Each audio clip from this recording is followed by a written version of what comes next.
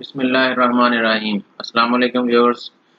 आज मैं आपके साथ एक नए लेक्चर के साथ जो है वो वीडियो लेके आया हूँ, जिसके अंदर आज हम जो है वो कॉस्टिंग की ही सीरीज को कंटिन्यू रखेंगे और उसके अंदर आज जो हमारा टॉपिक होगा वो absorption costing versus variable costing. लेकिन आज हम दोनों को डिस्कस नहीं करेंगे, वन बाय वन मैं जो ईच को जो है वो हर वीडियो के अंदर डिस्कस करूंगा और फिर तीसरी वीडियो के अंदर हम इसका कंपैरिजन करेंगे दोनों का।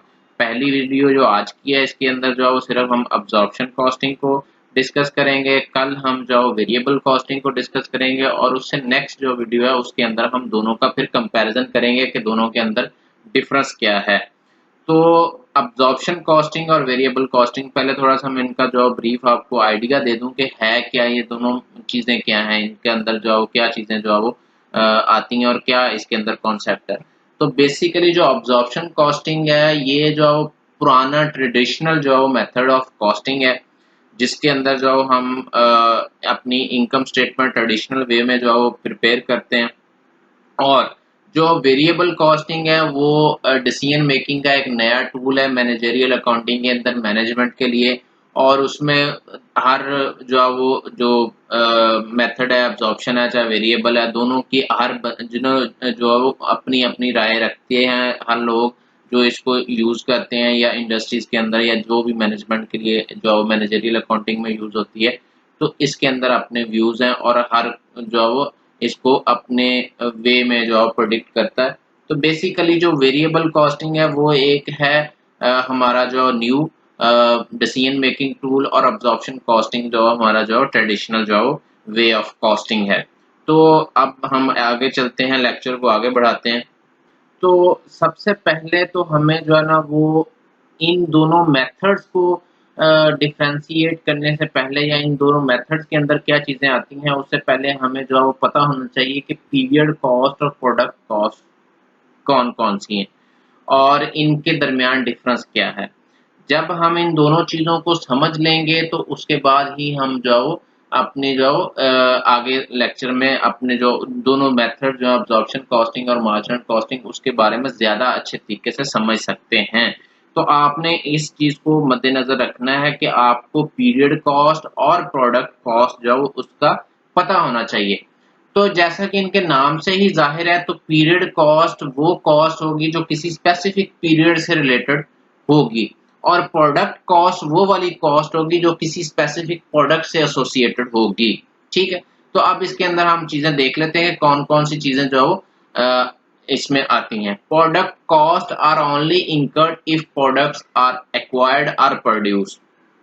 तो प्रोडक्ट कॉस्ट के अंदर सबसे पहले आपने पॉइंट क्या देखा कि ये कॉस्ट तब इंकर्ड होगी, तब जो है वो ये जो है वो कॉस्ट आएगी जब या तो हम वो स्पेसिफिक प्रोडक्ट या तो हम मार्केट से परचेज कर रहे हैं या हम उसको खुद बनाएं, तो उस वक्त ये कॉस्ट जो है वो इंकर होगी। अदरवाइज अगर हम परचेज नहीं करते या प्रोड्यूस नहीं करते तो ये कॉस्ट इंकर नहीं होगी। इसको दूसरे लफ्जों में आप वेरिएबल कॉस्ट भी कह सकते हैं। उसके बाद period cost are associated with the passage of time. ठीक है, पीरियड कॉस्ट जो है वो किसी भी passage of time, a business that has no production और इन्वेंट्री परचेजिंग एक्टिविटी। तो देखिए ये मैंने जैसे आपको कहा था कि उसके नाम से ही जाहिर है कि ये किसी स्पेसिफिक टाइम पीरियड के लिए होती है। तो उसमें देखें कि चाहे वो बिजनेस अपनी प्रोडक्शन या इन्वेंट्री परचेज करे, प्रोडक्शन करे, एक्टिविटीज उसके अंदर हो, प्रोडक्ट कॉस्ट जो उसकी जीरो हो, लेकिन उसके बावजूद उसकी जो पीरियड कॉस्ट है वो इंकर होगी ही होगी। तो इसके अंदर मैं आपको जो एग्जांपल दे देता हूं कि अगर जिस तरह अभी अगर आप सिचुएशन देखें तो अब लॉकडाउन की सिचुएशन चल रही है, कंपनीज के जो है वो प्रोडक्शन जो है वो बंद है, लेकिन अगर किसी का ऑफिस रेंट के ऊपर है, प्रोडक्शन की फैसिलिटी रेंट के ऊपर है, लेकिन वो उनको रेंट तो पे करना पड़ रहा है ना, तो रेंट तो जो वेव नहीं हो रहा ना, तो उसके अंदर प्रोडक्ट कॉस्ट कौन सी आ गई कि अगर हमने प्रोडक्शन फैसिलिटी चलाई तो हमारी वो प्रोडक्ट कॉस्ट है।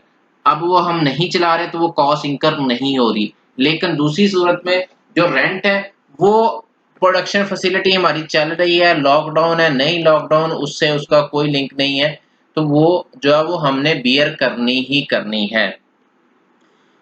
उसके बाद जो सेकंड पॉइंट पे आते हैं, इट कंप्राइजेज ऑफ मैन्युफैक्चरिंग और प्रोडक्शन कॉस्ट। प्रोडक्ट कॉस्ट के अंदर सिर्फ जो मैन्युफैक्चरिंग या प्रोडक्शन से रिलेटेड कॉस्ट हैं वो शामिल होती हैं, ठीक है। और पीरियड कॉस्ट के अंदर जो जितनी भी नॉन मैन्युफैक्चरिंग कॉस्ट है उसके में जो ऑफिस एंड एडमिनिस्ट्रेशन है, सेलिंग है और डिस्ट्रीब्यूशन की जो कॉस्ट वगैरह शामिल हैं, ठीक है। अब इसके अंदर जो है वो cost of raw material, production overheads, depreciation और मशीनरी, वेजेस टू लेबर, ये वो लेबर है जो डायरेक्ट इन्वॉल्व है किसी भी प्रोडक्शन के अंदर, जो डायरेक्ट प्रोडक्शन जो है वो के अंदर काम कर रहे हैं, ये वो वाले वेजेस हैं, ठीक है। ये कौन सी हमारी प्रोडक्ट कॉस्ट का पार्ट बनेंगे। ये आपने कल वाला लेक्चर भी अभी कॉस्ट ऑफ गुड्स सोल्ड के वाले से देखा होगा, तो उसके अंदर भी ये चीजें जो है वो अच्छे तरीके से जो है बताई गई हैं, और उससे पहले जो एलिमेंट्स ऑफ कॉस्ट और बाकी सारी चीजें उनके अंदर भी इन चीजों का जिक्र है, तो आप उनसे भी वो लेक्चर भी सुन सकते हैं, और उनसे जो है वो सुन के आप इस लेक्चर को सुनेंगे तो आपको ज्यादा चीजों की समझ आएगी। उसके बाद सैलरीज हैं, रेंट है, ऑडिट फी है, डेप्रिसिएशन ऑन ऑफिस एसेट्स वगैरह, ये सारे के सारे हमारे पीरियड कॉस्ट हैं। जो भी जो अब प्रोडक्शन ओवरहेड्स हैं वो नॉर्मली डेली वेज पे होती हैं, तो अगर प्रोडक्शन हो रही है तो उनको वेजेस मिलेंगे, लेकिन जो सुपरवाइजर है उसका लिंक नहीं है, वो प्रोडक्शन हो तब भी हमने उसको पैसे देने हैं, अगर नहीं हो रही तो तब भी हमने उसको पैसे देने हैं। तो सैलरी आ गया, रेंट आ गया, मैंने आपको जैसे पहले बता दिया, ऑडिट फी है, डेप्रिसिएशन ऑफिस एसेट की वो तो होनी होनी है। तो उसके बाद जो है वो जो प्रोडक्ट कॉस्ट है इसकी नेचर जो होती है वो वेरिएबल कॉस्ट की होती है, और जो पीरियड कॉस्ट है वो उसकी नेचर जो है फिक्स कॉस्ट की होती है। एक इसके अंदर और मैं आपको बता दूं, जो वेरिएबल कॉस्ट है वो पर यूनिट जो है वो फिक्स होती है और इन टोटल चेंज होती है। मतलब कि अगर एक यूनिट के ऊपर 10 जो रुपए का खर्चा आता है तो 10 यूनिट पे 100 का आएगा, तो 11 यूनिट पे 110 का आएगा, ठीक है। तो क्या हुआ, इन पर यूनिट सेम रही, लेकिन जैसे जैसे नंबर ऑफ यूनिट्स इंक्रीज करते गए ये कॉस्ट बढ़ती जाती है, इसको हम वेरिएबल कॉस्ट कहते हैं। जबकि फिक्स कॉस्ट क्या होती है, ये पर यूनिट फिक्स नहीं होती, ये टोटल में फिक्स होती है और पर यूनिट ये वेरिएट करती रहती है। अब उसमें एग्जांपल मैं दे देता हूं आपको कि अगर आपने 10 यूनिट बनाए हैं और अगर आपकी 100 रुपए रेंट है, रेंट एक्सपेंस आपका जो है वो 100 रुपए है, तो एक यूनिट के ऊपर कितने रुपए आपका एक्सपेंस आया, 10 रुपए, ठीक है।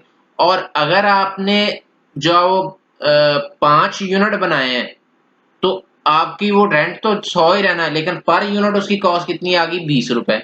तो पर यूनिट क्या हो गया, चेंज हो गया। Variable cost in total change होती है और पर यूनिट सेम रहती है, fix cost in total same होती है और पर यूनिट वेरिएट करती रहती है। तो ये दोनों चीजें आपने फिक्स और वेरिएबल के पैटर्न के बारे में याद रखनी है। इनका जो है कॉस्टिंग के अंदर काफी लिंक्स होता है और आपको काफी ज्यादा इसके अंदर जो कॉन्सेप्ट आपका क्लियर होना चाहिए, ताकि आने वाली जो भी इसके अंदर प्रॉब्लम्स होती हैं कॉस्टिंग के अंदर आप उसको अच्छे तरीके से हैंडल कर सकें। तो आपको मैंने पीरियड कॉस्ट और प्रोडक्ट कॉस्ट के बारे में इन डिटेल बता दिया। अब आपको जो पीरियड कॉस्ट और प्रोडक्ट कॉस्ट का पता चल गया, ठीक है। अब इसी के अंदर जो कुछ वेरिएशन हम करते हैं, कुछ चीजों को पीरियड से उठा के प्रोडक्ट में लेके आते हैं या प्रोडक्ट से उठा के जो पीरियड में लेके जाते हैं। इन्हीं चीजों के मिक्सचर से जो है वो अब्जॉर्प्शन कॉस्टिंग और मार्जिनल कॉस्टिंग जो है वो बनती है, उसके अंदर जो है डिफरेंस आता है। इन द एंड हमारे प्रॉफिटेबिलिटी पे कोई फर्क नहीं पड़ता, इन द एंड हमारे जो है वो एक्सपेंसेस टोटल वही रहते हैं, लेकिन उसका जो डिसीजन मेकिंग का हमारा जो वे आउट है सिर्फ वो चेंज हो जाता है। नेट प्रॉफिटेबिलिटी पे अब्जॉर्प्शन हो या मार्जिनल कॉस्टिंग हो, वेरिएबल कॉस्टिंग को मार्जिनल कॉस्टिंग भी कहते हैं, तो उनकी नेट प्रॉफिटेबिलिटी के अंदर कोई फर्क नहीं आता, सिर्फ एक वे आउट डिसीजन जो मेकिंग का वे आउट है उसको हम चेंज करते हैं। उसके अंदर एक लॉजिकल है दोनों के हवाले से, लॉजिक उसके हवाले से जो है डिसीजन मेकिंग के लिए, तो वो इसलिए हम दोनों मेथड को डिफरेंटली यूज करते हैं। अब नेक्स्ट आगे बढ़ते हैं हम अपने जो टॉपिक के ऊपर, अब्जॉर्प्शन कॉस्टिंग के ऊपर, जो कि आज हमने डिस्कस करना है। तो अब्जॉर्प्शन कॉस्टिंग का सबसे पहले मैं आपको फार्मूला बता देता हूँ कि अब आपने कल वाली जो लेक्चर है उसको भी याद रखना है, जिसके अंदर हमने cost of goods sold calculate की थी, ठीक है। हमने जब हम अब्जॉर्प्शन कॉस्टिंग का फार्मूला कर रहे हैं तो उसके अंदर हमारे पास डायरेक्ट लेबर आ जाएगी, डायरेक्ट मटेरियल आ जाएगा, वेरिएबल मैन्युफैक्चरिंग ओवरहेड्स आ जाएंगे प्लस फिक्स्ड मैन्युफैक्चरिंग ओवरहेड्स।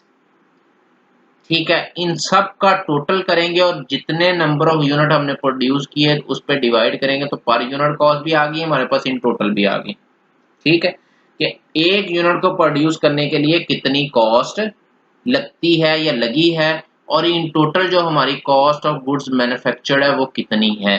ठीक है, तो ये भी आपने जो है वो यहाँ से देख लिया। और अब आप पिछली जो स्लाइड को माइंड में रखें, उसके अंदर हमने कहा था जो वेरिएबल कॉस्ट है वो हमारी क्या है, वो प्रोडक्शन कॉस्ट है और प्रोडक्ट कॉस्ट है, और जो फिक्स्ड है वो क्या है, हमारी पीरियड कॉस्ट है। अब इसके अंदर अब्जॉर्प्शन कॉस्टिंग के अंदर क्या किया हमने, डायरेक्ट लेबर कॉस्ट हमारी जो वेरिएबल कॉस्ट है, क्योंकि ये एक लेबर के यूनिट पे सेम रहती है, जितने लेबर ज्यादा होगी उतनी वो बढ़ती जाएगी। डायरेक्ट मटेरियल कॉस्ट ये भी वेरिएबल है, क्योंकि जितना ज्यादा मटेरियल यूज होगा उतना जो है वो ये बढ़ती जाएगी, लेकिन एक मटेरियल की कॉस्ट, एक सिंगल यूनिट की कॉस्ट सेम रहेगी। वेरिएबल मैन्युफैक्चरिंग ओवरहेड भी सेम उसमें साथ उसने मेंशन कर दिया, variable plus fixed manufacturing overhead. तो ये एक पीरियड कॉस्ट का जो पोर्शन था वो हमने शामिल कर दिया किसके अंदर, अब्जॉर्प्शन कॉस्टिंग में हमने जो कॉस्ट के अंदर अपने जो शामिल कर दिया इसको। तीन एलिमेंट हमारे जो वो प्रोडक्ट कॉस्ट के हैं और चौथा हमने पीरियड कॉस्ट का इसके अंदर, जो कि मैन्युफैक्चरिंग से रिलेटेड है, मैन्युफैक्चरिंग से रिलेटेड है, उसको हमने इसके अंदर ऐड कर दिया। तो अब्जॉर्प्शन कॉस्टिंग के अंदर जब आपने अपनी कॉस्ट या कॉस्ट ऑफ सेल या कॉस्ट ऑफ गुड मैन्युफैक्चर निकालनी है तो उसमें आपने direct labour, direct material cost, variable manufacturing overhead और फिक्स मैन्युफैक्चरिंग ओवरहेड सारों को ही काउंट करना है। इसके अंदर आपने कोई भी डिस्टिंक्शन नहीं करनी। तो उसके बाद अगर इसमें आपसे पूछे कि इसमें आपकी पर यूनिट कॉस्ट कितनी निकलेगी, तो जो टोटल कॉस्ट आएगी उसको आप नंबर ऑफ यूनिट्स पे डिवाइड कर देंगे तो आपके पास पर यूनिट कॉस्ट भी आ जाएगी।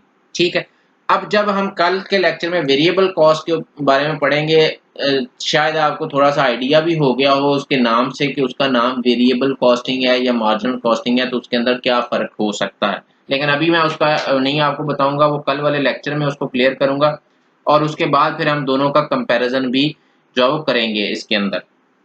तो ये चीज आपने देखी, इसका आपने फार्मूला देख लिया, आपने कॉस्ट किस तरह कैलकुलेट करनी, कॉस्ट के अंदर कौन कौन से एलिमेंट शामिल होने वो आपने इसके अंदर देख लिया। अब नेक्स्ट आगे बढ़ते हैं हम अपनी इनकम स्टेटमेंट के ऊपर के जो है वो अब्जॉर्प्शन कॉस्टिंग के मुताबिक हम अपनी इनकम स्टेटमेंट किस तरह बनाते हैं। अब्जॉर्प्शन कॉस्टिंग के अंदर हम अपनी इनकम स्टेटमेंट जब बनाएंगे तो सबसे पहले हमारा सेल्स रेवेन्यू आ जाएगा।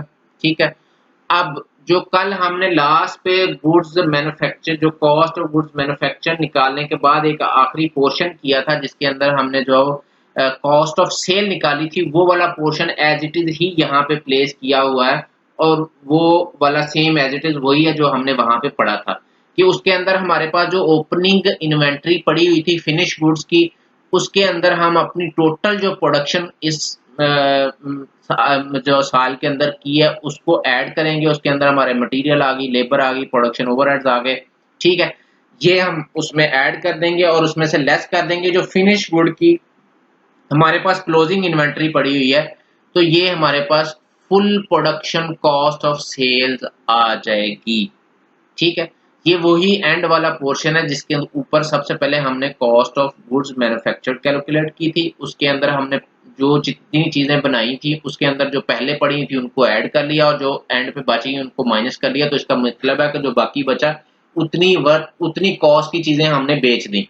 तो ये वैसे ही कैलकुलेट हुआ कि जितनी हमारे पास ओपनिंग पड़ी हुई थी उसमें हमने ऐड कर दिया, जितना इस साल हमने मटेरियल लेबर ओवरहेड्स लगा के जो कॉस्ट पुट की है मैन्युफैक्चरिंग के अंदर, उससे जो है फिनिश गुड मुकम्मल हो गई है और जो एंड पे क्लोजिंग इन्वेंट्री फिनिश गुड की बच गई उसको माइनस कर दिया तो हमारे पास कॉस्ट ऑफ सेल्स की फिगर आ गई। उसके बाद सेम एज इट इज वही हमने काम किया कि जो है वो अगर हमारे ओवरहेड्स हैं वो अंडर अब्जॉर्ब्ड है, अगर हमने जो है पहले कम जो ऊपर लगाए हैं और हमारे एक्चुअल में ज्यादा हुए हैं, ठीक है, तो फिर हम उसको ऐड कर देंगे और अगर जो है वो इसको अंडर अब्जॉर्ब कहेंगे और अगर हमने जो है वो हमने ज्यादा कर दिए हैं ऊपर जो हमने प्रोडक्शन में शामिल किए वहां पे ऐड ज्यादा कर दिए लेकिन एक्चुअल में हमारे कम हुए तो ये इनको हम ओवर अब्जॉर्ब कहेंगे और उसको हम उतने जो लेस कर देंगे जितने कम इंकर हुए हैं, क्योंकि हमने ऊपर ज्यादा चार्ज कर दिए। ये डिफरेंस ऐड होने के बाद हमारे पास जो वो सारी जो फिगर आ गई हमारे पास, नेट जो वो कॉस्ट ऑफ गुड्स सेल्स की एक्चुअल पे, एट एक्चुअल पे रेवेन्यू में से हम वो फिगर निकाल देंगे। ठीक है, तो ये हमारे पास आ जाएगा ग्रॉस प्रॉफिट। और इसमें से फिर हम अपनी जो ऑपरेटिंग एक्सपेंसेस हैं, एडमिनिस्ट्रेशन एक्सपेंस, सेलिंग एक्सपेंस और डिस्ट्रीब्यूशन एक्सपेंस, वो निकाल देंगे और हमारे पास जो है वो प्रॉफिट की फिगर आ जाएगी। और इसके अलावा अदर जो का भी पोर्शन होता है जिसके अंदर हम फाइनेंस कॉस्ट लेस करते हैं और फाइनेंस रेवेन्यू, अगर कोई हमें इंटरेस्ट अर्न हो रहा है या कोई अदर इनकम हो रही है, उसको ऐड करके तो नेट प्रॉफिट बिफोर टैक्स हमारे पास आ जाता है। तो इसके अंदर आपने क्या देखा, इसमें आपने जो नॉर्मल ट्रेडिशनल वे में स्टेटमेंट, इनकम स्टेटमेंट बनती है, वही उसी तरीके में बनी हुई है कि सबसे ऊपर रेवेन्यू आ गया, उसमें से सामने कॉस्ट ऑफ सेल माइनस कर दी कॉस्ट ऑफ सेल का। इसमें भी आज भी मैंने आपको रिपीट कर दिया तरीका किस तरह आपने निकालनी है, कल वाले लेक्चर में भी आप देख सकते हैं। और उसके बाद ओवर और अंडर अप्लाइड ओवरहेड को आपने किस तरह एडजस्ट करना है वो भी बता दिया। आपकी जो वो cost of sale at actual आ जाएगी, रेवेन्यू में से आपने वो माइनस कर देनी है। उसके बाद ये आपकी जो फिगर बचेगी वो आएगी आपका ग्रॉस प्रॉफिट, जीपीबी इसको बोलते हैं। उसमें से फिर आपने नॉन प्रोडक्शन जो ओवरहेड्स हैं जिसके अंदर एडमिनिस्ट्रेशन, सेलिंग और डिस्ट्रीब्यूशन कॉस्ट वगैरह और अदर एक्सपेंस और इनकम जो है उसको एड लेस करके तो आपने जो है वो नेट इनकम या नेट प्रॉफिट की फिगर जो है फाइंड आउट कर लेनी है। तो ये था हमारा आज का जो है वो अब्जॉर्प्शन कॉस्टिंग के हवाले से। इसके अंदर आपको किसी चीज की कोई समझ नहीं आई, कहीं पे कोई कंफ्यूजन है तो आप हमें पूछ सकते हैं। कल इंशाल्लाह हम जो है वो वेरिएबल कॉस्टिंग के ऊपर जो है वो वीडियो बनाएंगे और उसके बाद तीसरी वीडियो हमारी दोनों के अंदर जो है कंपैरिजन हम बताएंगे आपको कि दोनों का कंपैरिजन और कहाँ पे जो दोनों के अंदर डिफरेंस है। तो जब कल वाला लेक्चर आप सुनेंगे तो आपने पहले अपने तौर पे दोनों के अंदर डिफरेंस जो मालूम करना है, और फिर हम तीसरे लेक्चर में जब मैं आपको दूंगा वीडियो तो उसके अंदर मैं आपको बताऊंगा इन डिटेल जो इनके जो दोनों के डिफरेंस के बारे में। तो फिर आपने जो एनालिसिस किया होगा और जो मैं आपको बताऊंगा उसके अंदर आपने जो अपने आप को रखते हुए देखना है कि आपने उसको कितना अंडरस्टैंड किया और जो फिर जो फाइनल उसके अंदर एक्चुअल में डिफरेंस है उसके अंदर क्या फर्क था। और अगर फिर भी आपको कहीं पे कोई समझ नहीं आएगी या अभी इस लेक्चर के अंदर आपको नहीं कोई समझ आई तो आप हमें रिमार्क्स के अंदर पूछ सकते हैं, हम इंशाल्लाह आपको उसका आंसर देंगे। और कल तक के लिए इजाज़त दीजिए, इंशाल्लाह कल हम वेरिएबल कॉस्टिंग के साथ आपको दोबारा जो वीडियो लेके आएंगे। तो तब तक के लिए अल्लाह हाफिज़।